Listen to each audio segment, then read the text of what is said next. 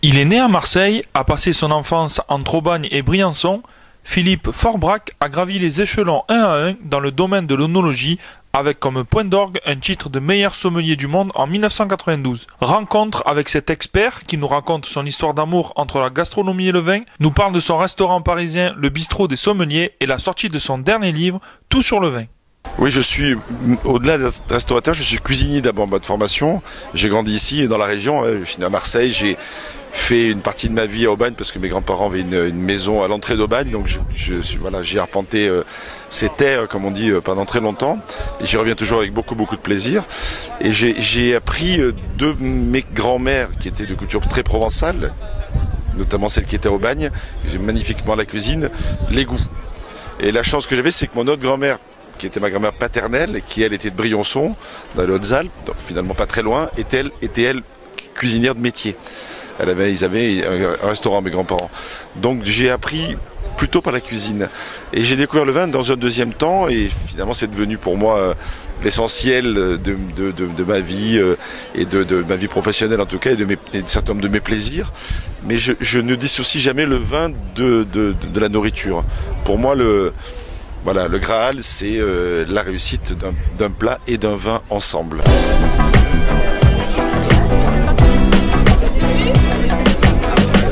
Ce nouveau livre, c'est un livre qui raconte mes 20 ans de carrière après mon titre de meilleur sommelier du monde, parce que j'ai gagné maintenant un petit peu plus que 20 ans, 21 ans.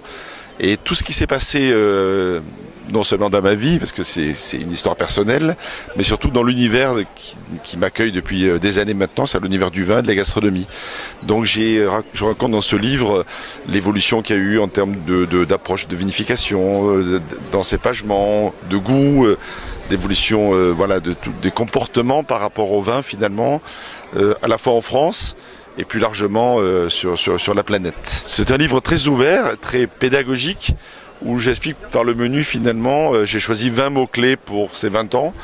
Donc il y a le mot terroir, le mot cépage, le mot goût, le mot cave, etc. Et donc c'est vraiment très accessible, ça se veut le plus didactique possible et le plus simple d'accès, et en même temps il y a des infos, on y apprend des choses, il y a un côté anecdotique, et en même temps il y a aussi le côté information pour les gens qui veulent s'intéresser à ce métier.